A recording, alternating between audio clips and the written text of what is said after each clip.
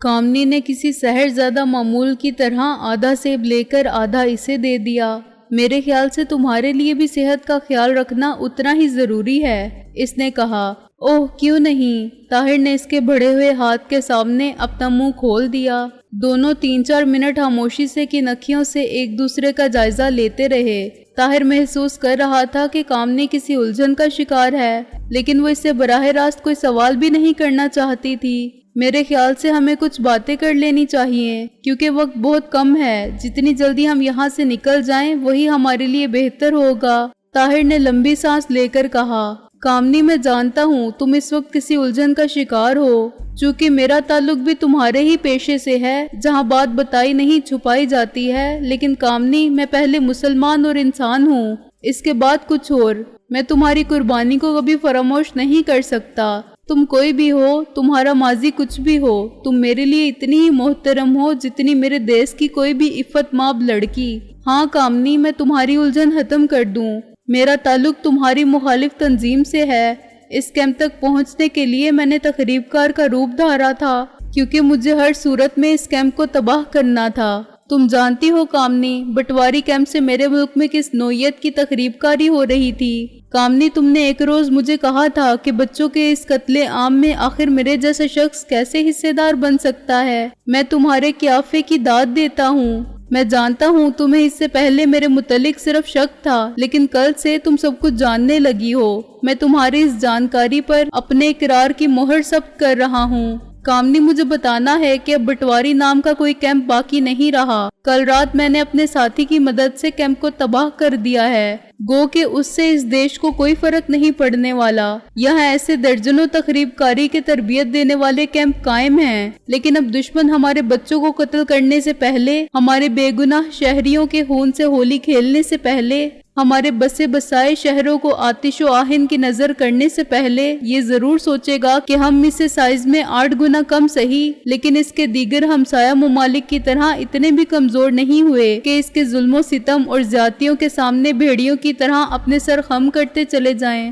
کامنی، تم نے ایک ہندو گھرانے میں جنم ضرور لیا ہے، لیکن میرا دل گواہی دیتا ہے کہ قدرت تمہیں آج ہی کے دن کے لیے ایک لمبے عرصے سے تیار کرتی آ رہی تھی۔ کامنی، تم بتاؤ، خدا کے لیے تم بتاؤ کہ ہمارا قصور کیا ہے؟ کیوں آخر یہ دشمن ہمیں تباہ کرنے پر تلا ہے؟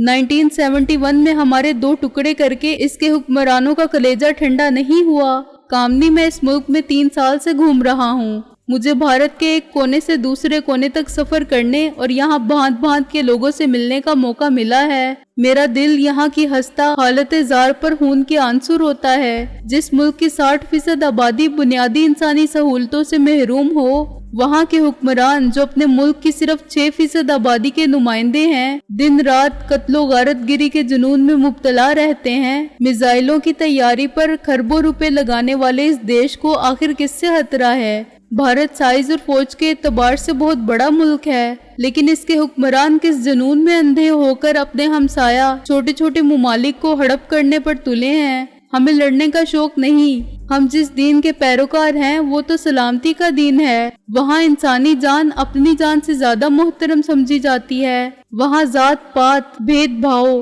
کچھ نہیں، سب برابر کے انسان ہیں۔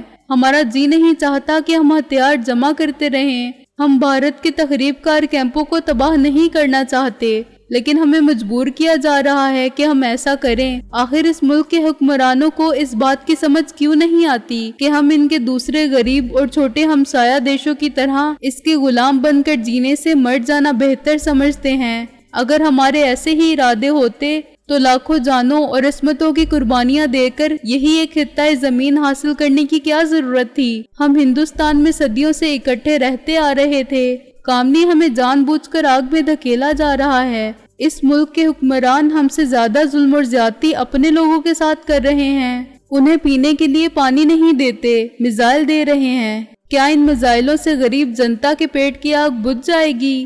ہاں کامنی، میں بٹواری کیمپ تباہ کرنے آیا تھا۔ میں اپنا کیس تمہارے ضمیر کی عدالت میں پیش کر رہا ہوں اور تم پر چھوڑتا ہوں۔ انصاف سے تم جو بھی فیصلہ کرو مجھے قبول ہے۔ کامنی، تمہارے پاس اپنا سروس پستول موجود ہے۔ جس کسی کو تم مانتی ہو، تمہیں اس کی قسم اور واسطہ دے کر کہہ رہا ہوں کہ اگر تمہارے نزدیک میں گناہ گار ہوں तो अभी मुझे गोली मारकर सुरखरू हो जाओ। इस तरह ना सिर्फ तुम इन लोगों को अपनी वफादारी का यकीन दिला सकोगी बल्कि और भी बहुत कुछ तुम्हें मिल जाएगा। और जहाँ तक मेरा ताल्लुक है, मैं खुदाए वाहिद की कसम खाकर कहता हूँ कि मैं तुम्हारे हर फैसले को कबूल करूँगा और इसके खिलाफ एहतजाज नहीं करूँगा, क्योंकि मुझे यकीन है तुम हिंदू लड़की से ज्यादा इंसान हो और इंसानियत के नाते तुम्हारे दिल में आदमियत का एहतराम भी होगा। नाउ कम ऑन कामनी, मैं तैयार हूँ। ये कहकर इसने अपनी आंखें बंद कर ली और कामनी के सामने दो जानों होकर बैठ गया। कामनी को यूं लगा जैसे अचानक किसी ने झंझोड़कर इसे गहरी नींद से जगा दिया हो। वो अभी तक खुद को आलमे अरवाह में महसूस कर रही थी। ताहिर का कहा हुआ एक एक लफ्ज नश्तर की तरह इसके दिल में बहुत गहरा उतरता चला जा रहा था। इसके लफ्जों में मौजूद सच्चाई ने कामनी को दमबखुद कर दिया था। कामनी का दिल इसके एक एक लफ्ज पर आमना सदकना कह रहा था। सच अगर किसी ताकत का नाम था तो आज ताकत ने कामनी को मसखर कर लिया था। वो मगलूब हो चुकी थी। जैसे जैसे ताहिर बोल रहा था, कामनी के सामने इसकी साबका जिंदगी की फिल्म चल रही थी। गुज़िश्ता 2 साल से वो मुख्तलिफ तकरीबकारी तरबियती मराकज़ में खिदमात अंजाम देती आ रही थी। इसकी आंखों के सामने सैकड़ों दहशतगर्द भारतीय इंटेलिजेंस एजेंसियों ने तैयार करने के बाद आतिशो आहिन से लेस करके पाकिस्तानी सरहदों में धकेले थे। इनमें कुछ पकड़े गए, कुछ मारे गए और कुछ कामयाबी से अपना काम करके वापस आए थे। इस दफा नए और ज्यादा तबाहकुन हथियारों के साथ इन तरबियत याफ्ता इंसान नुमा दरिंदों को मैदान में उतारा जा रहा था।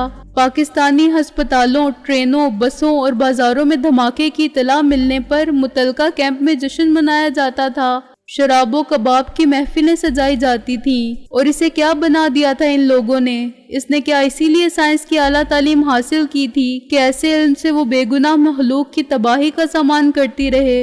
इसे अपने माजी से घिन आ रही थी। ताहिर सच्चा था, वो बिल्कुल सच कह रहा था। ये लोग इसी के मुस्तहिक थे जो दूसरों को तबाह करते हैं, जो दूसरों की तबाही का सामान करते हैं। उन्हें जिंदा रहने का हक नहीं मिलना चाहिए। इसी तरह दुनिया में मीज़ाने अदल कायम हो सकती है। इंसान और जानवर में कुछ फर्क तो होना चाहिए। क्या जरूरी है कि हर बड़ी मछली की तरह हर बड़ा मुल्क छोटी मछली को हड़प कर जाए? जिंदगी पर सबका हक यकसां है। सबको जीने का हक मिलना चाहिए, अपनी मर्जी से अपने असूलों के साथ जीने का हक। आज अगर इसे ताहिर ने मुंसिफ की कुर्सी पर बिठा ही दिया था तो इसका इनाम पिस्तौल की गोली नहीं, कुछ और था। इसे याद आ गया कि इसकी मौसी कामनी को मुसलमान सहेलियों के घरों में ज्यादा नहीं जाने देती थी। इनके यहाँ किसी मजहबी तकरीब में तो इसे जाने से जबरदस्ती रोका जाता था। ये अलग बात है कि वो जब किसी काबिल हुई तो इसने सारी पाबंदियों को तोड़ डाला।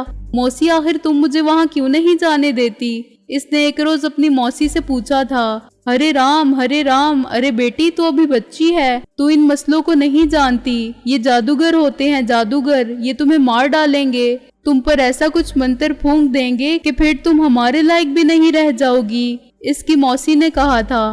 कामनी पर किसी ने कोई मंत्र तो नहीं फूंका, अलबत्ता सच का जादू सर चढ़कर जरूर बोला और इसकी मौसी की कही बात सच साबित हो गई। अब इसे समझ आ गई कि ये जादू टोना वो नहीं जो इनके तांत्रिक किया करते थे, ये सच का जादू था। जब इसे इल्म हो गया कि सच क्या है, इसने सर तस्लीम हम कर दिया। इसे आज इस बात का एहसास हुआ कि जिसको इसकी मौसी जादू का नाम देती रही, दरअसल वो दुनिया की सबसे बड़ी सच्चाई है। जब ये सच्चाई किसी पर आशिकार हो जाए तो दुनिया के तमाम रिश्ते इसके सामने हेच दिखाई देते हैं। फिर सबसे बड़ा रिश्ता और सबसे मोतबर हवाला यही सच्चाई बन जाया करता है। इसने बेख्तियार अपने दोनों हाथ ताहिर के कंधों पर रख दिए। ताहिर ने इसके चेहरे की तरफ देखा जहां हर सू तमानियत का एक गहरा समंदर ठाठे मार रहा था। ये समंदर अब इसकी आंखों में उतर आया था और नामहसूस अंदाज में इसकी आंखों से टपकने वाली मोतियों की लड़ियां इसके खूबसूरत गालों पर बहकर टूट रही थी। तुम सच्चे हो ताहिर? बमुश्किल इसके हल्क से भराई हुई आवाज बरामद हुई और इसने अपना सर ताहिर के सीने पर टिका दिया। आंसू इसकी आंखों से झरनों की तरह फूट रहे थे। ताहिर ने इसे फिलवक्त दिलासा देना मुनासिब ना जाना। वो चाहता था कि कामनी के अंदर की सारी स्याही इन आंसुओं में बह जाए और इसके दिल पर पड़ा भारी पत्थर हट जाए और वो पुरसुकून हो जाए। और ऐसा ही हुआ। कामनी ने थोड़ी देर बाद खुद को नॉर्मल कर लिया। इस मर्तबा जब ताहिर ने इसके आंसुओं से धुले चेहरे पर नजर डाली तो कामनी इसे पहले से बिल्कुल मुख्तलिफ दिखाई दी। بالکل معصوم اور شبنم سے دھلی ہوئی آنکھوں والی کامنی اگروال کے چہرے پر سکون ہی سکون دکھائی پڑتا تھا۔ کامنی تمہارا شکریہ، میرا دل کہتا تھا تمہارا فیصلہ یہی ہوگا، لیکن تمہارا فیصلہ اس سے مختلف بھی ہوتا تو میں ضرور تسلیم کرتا۔ اب میری بات بہت دھیان سے سننا کامنی، کیونکہ تمہاری اگلی ساری زندگی کا دار و مدار اس جواب اور فیصلے پر ہے جو تم کرنے جا رہی ہو۔ کامنی، تمہارے لیے تمام دروازے کھلے ہیں۔ اگر تم واپس لوٹنا چاہو تو میں یا میرا کوئی جذبہ تمہارے پاؤں کی زنجیر نہیں بنے گا۔ ہاں، تمہارے لیے ہر ممکن آسانیاں پیدا کی جائیں گی۔ اگر تم یہ سمجھتی ہو کہ یہ سماج اور دیش تمہارے لیے غیر محفوظ ہے تو تم جہاں چاہو، دنیا کے جس ملک اور کونے میں چاہو، میں وعدہ کرتا ہوں کہ تمہیں بشرطِ زندگی وہاں تک بغیر کسی رکاوٹ کے پہنچا دوں گا۔ اگر تم یہ سمجھتی ہو کہ میں تمہارے قابل ہوں تو میں دل و جان سے تمہیں قبول کرتا ہوں۔ میرا ملک، میرا سماج تمہارے لیے دیدہ و دل وا کرے گا۔ وہاں ایک لمحے کے لیے بھی تنہائی محسوس نہیں ہوگی۔ تم پر کوئی دباؤ نہیں کامنی، کوئی دباؤ نہیں۔ تم جب چاہو آسانی سے کوئی بھی فیصلہ کر لینا۔ فی الوقت ہمیں یہاں سے فوراً نکلنا ہوگا، کیونکہ یہاں اب ہم غیر محفوظ ہیں۔ تمہیں زیادہ بہتر اندازہ ہوگا۔ کامنی نے اس کی بات بڑی توجہ سے سنی تھی۔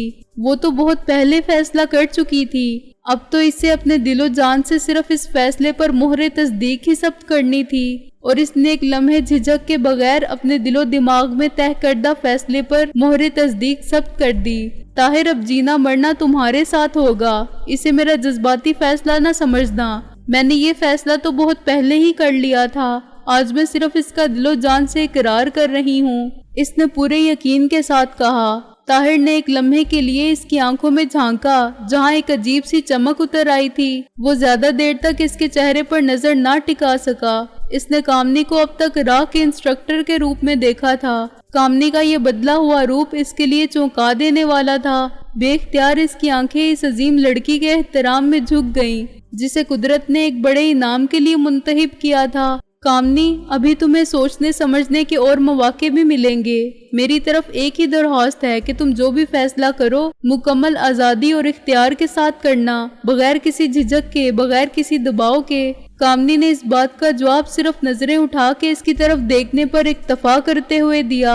شاید اس کی آنکھیں طاہر سے پوچھ رہی تھیں کہ اسے ان میں کہیں جھوٹ دکھائی دے رہا ہے۔ میرے خیال سے اب یہاں سے نکلنے کی فکر کریں، زیادہ وقت ضائع کرنا مناسب نہیں ہوگا، کامنی نے کہا۔ تمہاری موٹر سائیکل محفوظ ہے، میں نے نمبر پلیٹ بدل دی تھی، طاہر نے اپنی رائے پیش کی۔ اس کا کبھی تصور بھی نہ کرنا، مصوری اور دہرادون میں ہمارا کاؤنٹر سسٹم بہت مضبوط ہے۔ یہاں CI کرنل مونگیا ہے، آج تک اس کی کریڈٹ پر کوئی ناکامی نہیں لکھی گئی، کیونکہ یہاں سے بھاگنے والے تم پہلے تخریب کار نہیں ہو۔ ابھی 3 ماہ پہلے ہی بنگلہ دیش کا ایک نوجوان کسی بات پر غیرت دکھا کر فیلڈ ایریا میں آدھی رات کو ایک مشق کے دوران کھسک گیا تھا، جسے مونگیا نے صبح ہونے سے پہلے مصوری سے گرفتار کر لیا تھا۔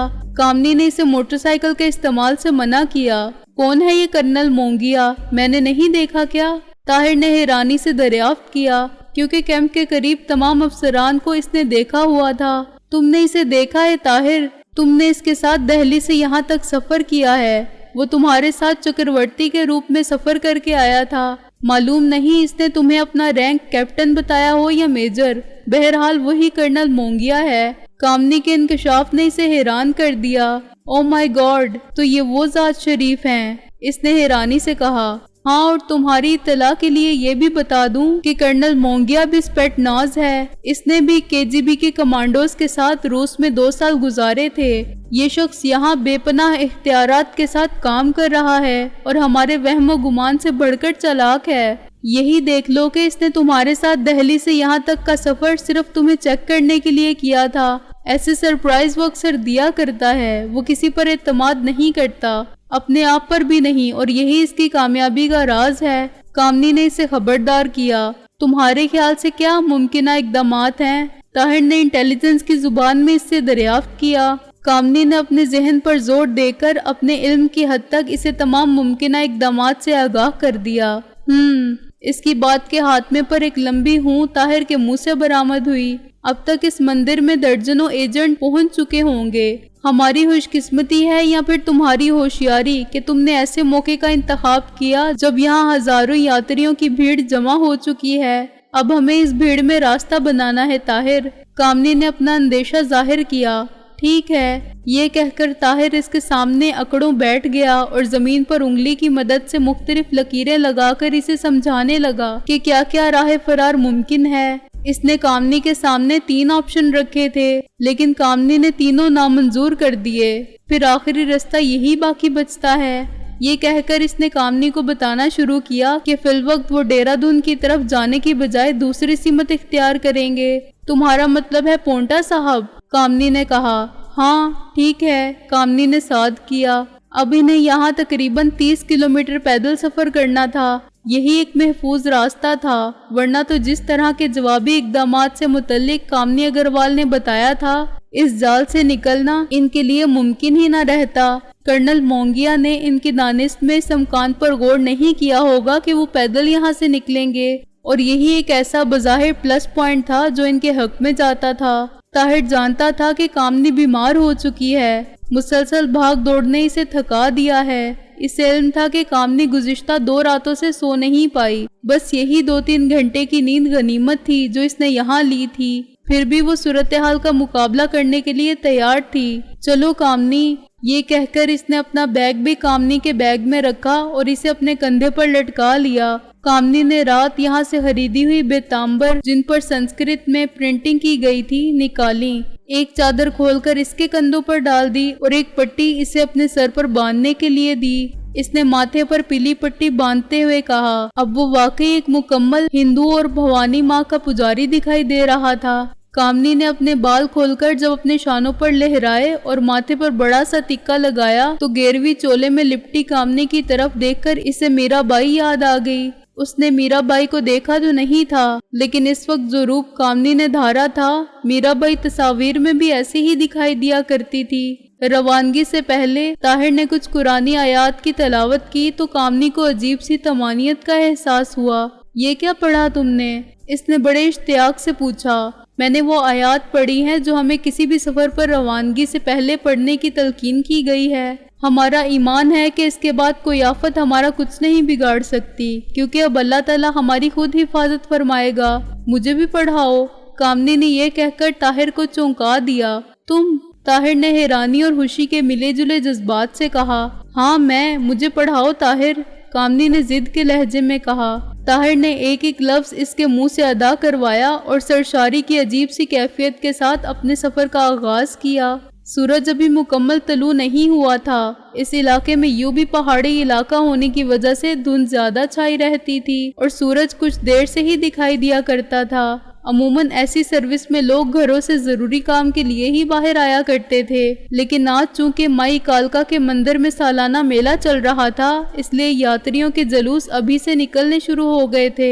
یہ وہ لوگ تھے جو مختلف شہروں سے ٹولیوں کی شکل میں آتے اور یہاں سے نکلنے والے مختلف جلوسوں کا حصہ بن جاتے تھے۔ طاہر نے گزشتہ 4 دنوں سے جان بوجھ کر شیو نہیں بنائی تھی اور 4 دنوں میں اس کی داڑھی کے بالوں نے سارا چہرہ ڈھانپ لیا تھا۔ خدا جانے اس نے اپنے پاس وہ سفید شیشوں والی اینک کب سے اس وقت کے لیے چھپا کر رکھی ہوئی تھی، جو بظاہر نظر کی اینک دکھائی دیتی تھی۔ اس اینک کو لگانے اور اپنے سر میں درمیان سے چیل نکالنے کے بعد اس کی شناخت بڑی آسانی سے ممکن نہیں رہی تھی۔ اپنی دانست میں کامنی نے بھی اپنی شناخت ناممکن بنا دی تھی۔ اسے تو باقاعدہ اس بات کی تربیت دی گئی تھی کہ اپنی شناخت کس طرح تبدیل کی جائے۔ روانگی پر جب کامنی نے اپنا پستول طاہر کی طرف بڑھایا تو اس نے لینے سے انکار کرتے ہوئے کہا، نہیں کامنی، میرا کام اس کے بغیر بھی چل جائے گا، تم اسے ضرور اپنے پاس رکھو۔ اگر خدا نہ خواستہ کہیں کوئی ایسا وقت آیا تو میں تم سے پہلے مروں گا۔ یہ میرا اپنے آپ سے، تم سے اور اپنے اللہ سے وعدہ ہے۔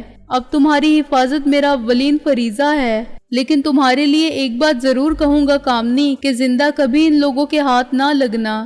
ایسا کبھی ممکن نہیں ہوگا، کامنی نے رات کی طرح کڑک کر کہا تھا۔ طاہر نے خود پستول کو لوڈ ان لوڈ کر کے چیک کیا اور اس کی کارکردگی سے مطمئن ہونے کے بعد پستول اس کی طرف بڑھا دیا۔ پارٹنر ٹیک اٹ، اس نے پروفیشنل لہجے میں کہا۔ تھینک یو کہہ کر کامنی نے پستول دوبارہ اس پوزیشن میں چھپا لیا جہاں سے وہ اسے آسانی سے نکال کر استعمال کر سکے۔ دونوں اگلے 15 منٹ بعد ایک بڑے جلوس کا حصہ بن چکے تھے۔ شہر کے آخری کونے تک انسانوں کی بھیڑ لگی تھی اور وہ اس بھیڑ کے درمیان سے راستہ بناتے ہوئے نکل رہے تھے۔ طاہر کو کامنی کی صحت کا احساس تھا۔ اس نے متعدد مرتبہ کامنی کو اپنے سہارے چلانے کی کوشش کی تھی، حالانکہ کامنی اس پر اب ایک لمحے کے لیے بھی بوجھ نہیں بننا چاہتی تھی۔ طاہر مطمئن رہو، میں ٹھیک ہوں، اس نے بالآخر طاہر کے اندیے کو بھانپتے ہوئے کہا۔ دونوں شہر سے باہر آ گئے تھے اور اب اس پہاڑی پگڈنڈی پر سفر کر رہے تھے جو راستے میں آنے والے تقریباً 11 دیہاتوں سے گزرنے کے بعد انہیں منزل مقصود پر پہنچا دیتی، جہاں سے وہ محفوظ سفر کے ذریعے پونٹا صاحب پہنچ جاتے، جو سکھوں کا مقدس مقام تھا، جہاں اس صوبے کا سب سے بڑا گردوار بنا ہوا تھا۔ مطمئن رہنا، میں نے ان جنگلوں اور پہاڑی سلسلوں میں بڑی جھک ماری ہے، کچھ آئیڈیا مجھے بھی ہے۔ کامنی جانتی تھی طاہر اس کے متعلق پریشان ہے، شاید اس لیے اس نے یہ فکرہ کہا تھا۔ میں جانتا ہوں کامنی، طاہر نے اس کا ہاتھ تھام کر کہا۔ دونوں تقریباً 2 گھنٹے ایک دوسرے سے باتیں کرتے اس پہاڑی سلسلے میں چلتے چلے گئے۔ اس درمیان طاہر نے 3-4 مرتبہ اپنی گھڑی میں نصب کمپاس کے ذریعے اپنی سمت صحیح ہونے کی تصدیق کر لی تھی۔ اب تک کامنی صرف اپنی قوت ارادی کے بل بوتے پر چلتی چلی آ رہی تھی۔